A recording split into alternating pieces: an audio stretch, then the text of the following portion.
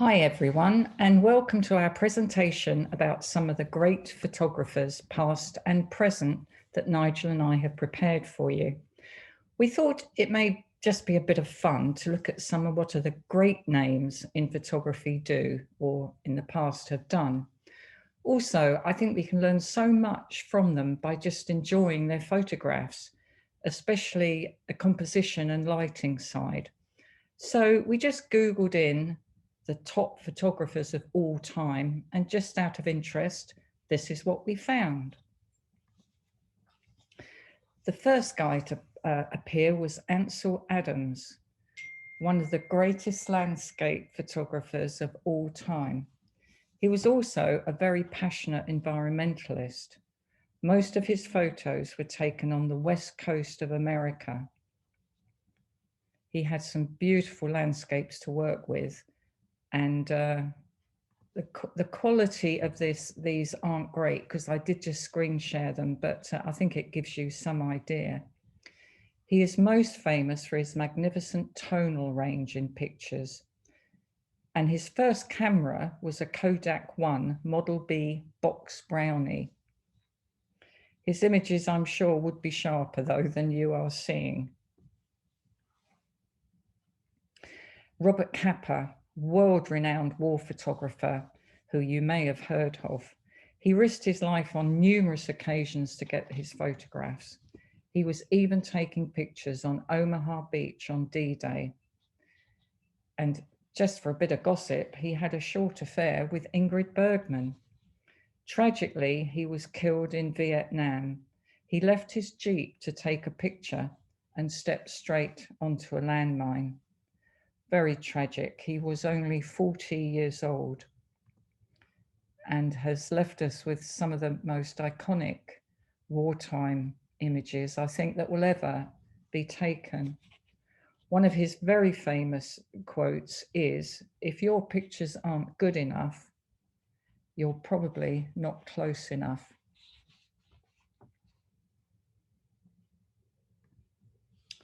Man Ray. Bit of a weird one, this, I think, but he was one of the very first surrealist photographers. He saw things a little bit differently to the rest of us, and in doing so, made a name for himself.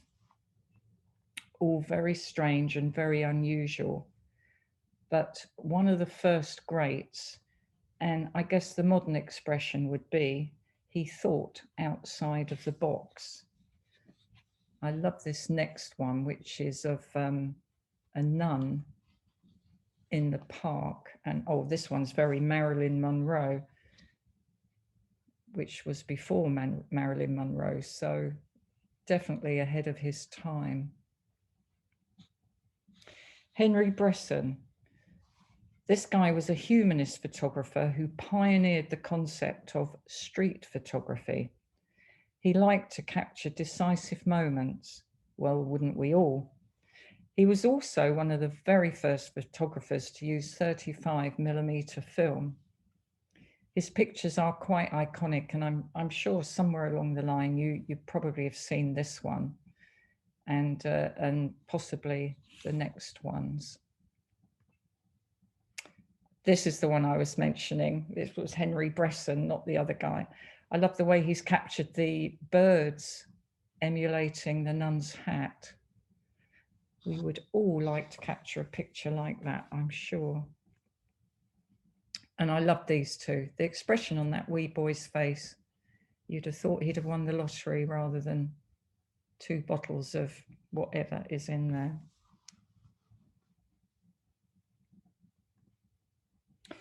And then we looked up some famous present photographers. This guy you may not have heard of, but he is very famous, Charlie Waite, and he's noted for his square format, 6x6, and he has a Hasselblad camera. Some lovely images, I thought. He was also one of the very first to develop what they call a painterly approach to his photographs. And they do look like they've been watercolored, don't they?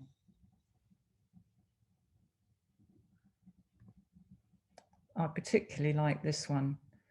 The cows, they look like they're walking out to sea, but I'm not sure that they are.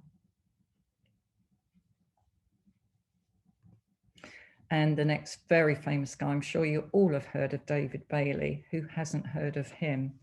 What you may not know about David Bailey, though, is that due to undiagnosed dyslexia, he achieved absolutely nothing at school and rarely attended. After he completed his national service, he couldn't find any work due to his bad school report, or the lack of it. So he bought a Canon rangefinder camera. He found a job with a photographer who took him on as a general dog's body for £3 a week. He told this photographer he was going to become famous. Well, the rest is history, as they say, as all these infamous and famous people queued up to be photographed by him. Linda Wisdom, you may not have heard of her, but she is a modern day street photographer who loves photographing urban lifestyle, creatively capturing people that convey visual impact. She lectures and she teaches today, so very modern, this one. I think this is quite a famous photograph you might have seen. Very clever, picking out the only guy in a light raincoat. And this next one is a well-known image capturing the speeding train very nicely in blurred motion. And Will Burrard-Lucas, I think you may have seen some of his pictures. He's a wildlife photographer and he's very famous for developing devices such as the beetle cam and camera traps. This enabled him to capture close-up photography of wildlife.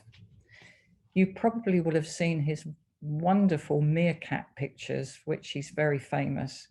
And there's a very well-known one of a meerkat, which is actually sitting on the end of his telephoto lens, looking back at him, which is quite amazing, I think.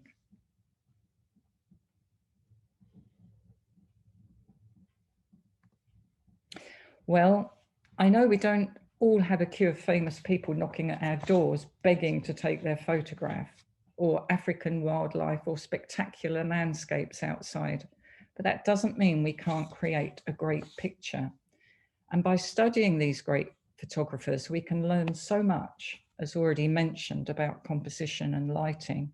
All of these are absolutely iconic images, instantly recognizable. And another thing that struck us about so many of these famous photographers, past and present, is how many of their pictures are taken in black and white. Oh, but before we move on to them, I just wanted to show you this now very famous photo of the sailor and the nurse celebrating in Times Square after World War II. And for a bit of fun, to explain, it's not actually how it first appears. People always assumed these guys were a couple, but it's far from the truth. The sailor was waiting for his girlfriend. They'd arranged to meet in Times Square. She is actually in the photo, but she's walking just behind the sailor under the L of the word life. He just happened to grab this pretty nurse and give her a kiss in the heat of the moment, and they never saw each other again. Well, actually, that is until recently someone tracked them down and they were re-photographed together. Anyway, happily, the sailor's girlfriend thought this was all very funny, and they were married and they lived happily ever after. But how amazing, the photographer, just in that one moment, created one of the best moments depicting the end of the war. So, Bevan Nigel's challenge, or mission, if you wish to accept it, is to find a great photo of your choice, preferably an iconic one like the examples you saw, and recreate it in black and white. I'm about to show you some examples of what we mean. The first two with the little Lego men we found on the internet by people who are already doing this kind of thing so brilliantly.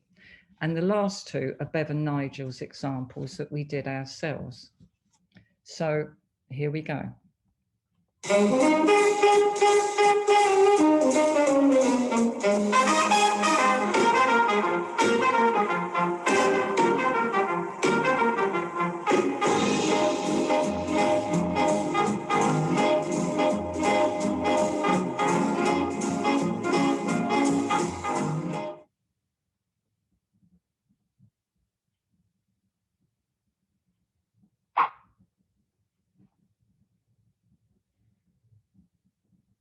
In Penny Lane there is a barber showing photographs of every head he's had the pleasure to know, and all the people that come and go stop and say hello. On the corner is a banker with a motor car, the little children laugh at him behind his back, and the banker never wears a mask in the pouring rain. Very strange. Penny Lane is in my ears and in my eyes. There beneath the blue suburban skies I sit, and meanwhile back in Penny Lane Well, as they say, that's all, folks. I hope we've inspired you to try a bit of creative photography at home, and it may help to fill some time whilst we're in lockdown. And as always, at Pagan Photographers, don't forget to have fun while you're doing it.